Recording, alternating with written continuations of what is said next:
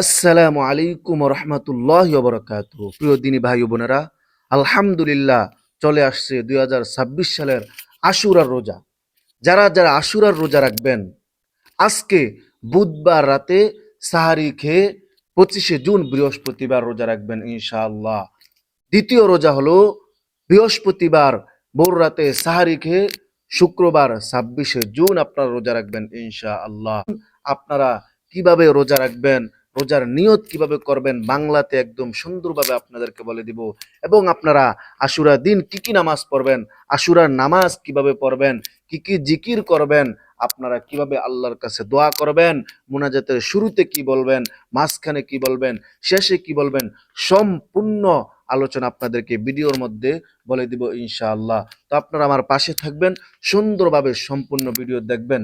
সম্পূর্ণ ভিডিও যদি আপনারা দেখেন তাহলে অবশ্যই অবশ্যই আপনাদের আশুরার দিনের রোজা, নামাজ, মুনাজাত, জিকির কোনো কিছু করতে আর কোনো সমস্যা হবে না ইনশাআল্লাহ। তো আসুন আমরা ভিডিও লম্বা না করে মূল আলোচনার মধ্যে চলে যাই। তো আমরা আজকে রাতেই সাহারি খেয়ে কালকে রোজা রাখবো বৃহস্পতিবার, এবং কালকে রাতে সাহারি খেয়ে শুক্রবারে রোজা রাখবো ইনশাআল্লাহ। তো আসুন প্রথমে আপনাদেরকে রোজা বাংলা নিয়ত বলে দিই। সাহারি খাওয়ার পর আমরা এইভাবে নিয়ত করব, আমি আল্লাহর সন্তুষ্টির জন্য আশুরার রোজা রাখার নিয়ত করছি। আমি আবার বলতেছি, আল্লাহর সন্তুষ্টির জন্য আশুরার রোজা রাখার নিয়ত করছি। আপনারা সাহারি খাওয়ার পর এভাবে রোজার নিয়ত করবেন ইনশাআল্লাহ। এই আশুরার 2টি রোজা যদি আমরা রাখি তাহলে আল্লাহ পাক রব্বুল আলামিন আমাদের পিছনের 1 বছরের গুনাহ খাতাগুলো ক্ষমা করে দিবেন। আল্লাহু আকবার। তারপর আসুন আমরা আশুরার দিন কি কি নামাজ পড়ব। প্রথমত আমরা 5 ওয়াক্ত নামাজ পড়ব ইনশাআল্লাহ। পুরুষরা মসজিদে গিয়ে পড়বে, মহিলারা সময় মতো ঘরের মধ্যে 5 ওয়াক্ত সালাত আদায় করতে হবে। 5 ওয়াক্ত নামাজ কোনোভাবেই বাদ দেওয়া যাবে না। দ্বিতীয়ত হলো, আমরা যখন সাহারি খাবো, সাহারি খাওয়ার আগে 2 রাকাত করে 4 রাকাত তাহাজ্জুদের নামাজ পড়ব।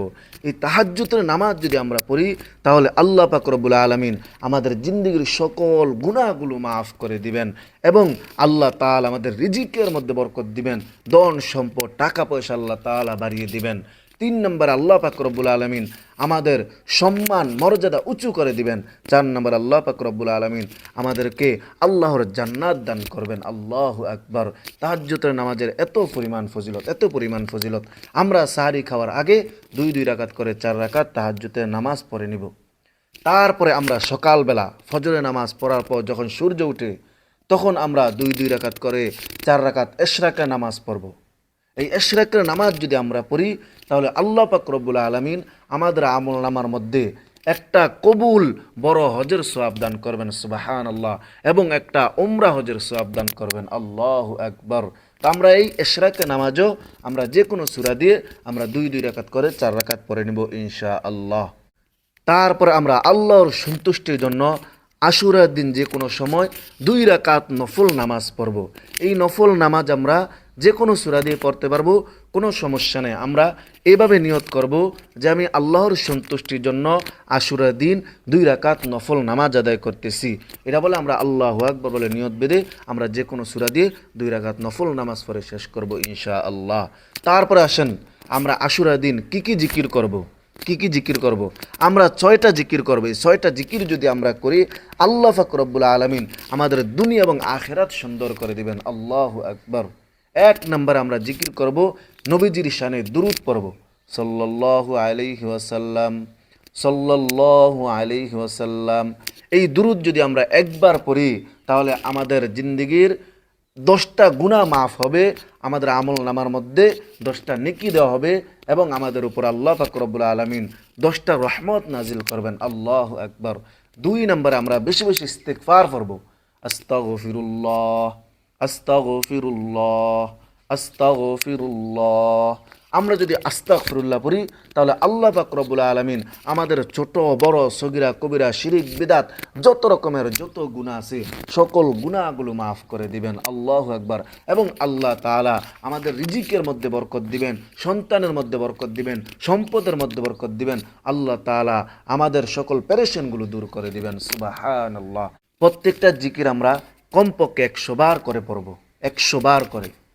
তিন নম্বর আমরা পড়ব সুবহানাল্লাহ, সুবহানাল্লাহ।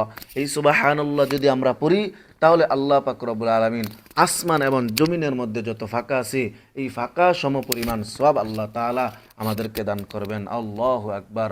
চার নম্বরে আমরা পড়ব আলহামদুলিল্লাহ, আলহামদুলিল্লাহ, আলহামদুলিল্লাহ।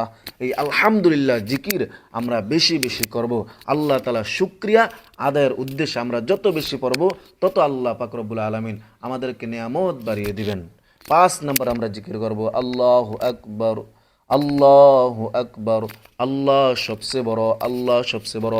এই জিকির আমরা বেশি বেশি করব ইনশাআল্লাহ। ছয় নম্বর আমরা জিকির করব লা ইলাহা ইল্লাল্লাহ, লা ইলাহা ইল্লাল্লাহ। সবচেয়ে দামি জিকির, সবচেয়ে ফজিলতপূর্ণ জিকির।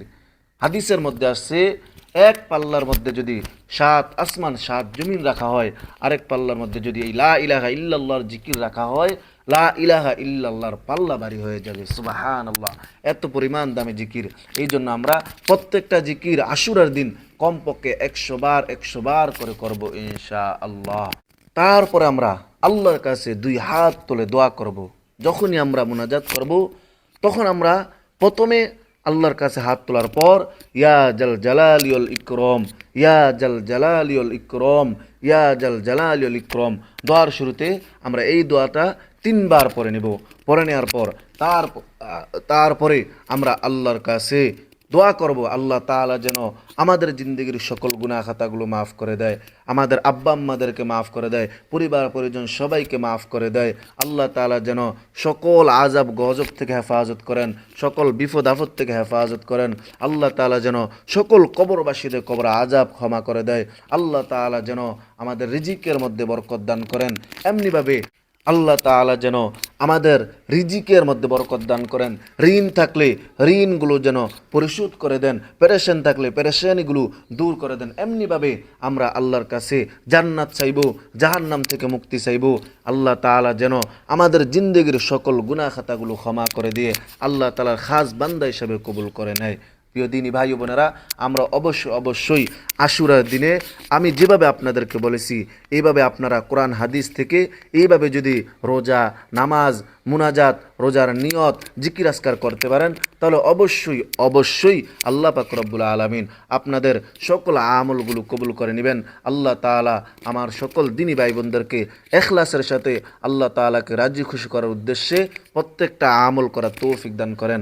আমিন। আসসালামু আলাইকুম ওয়া রাহমাতুল্লাহি ওয়া বারাকাতুহু।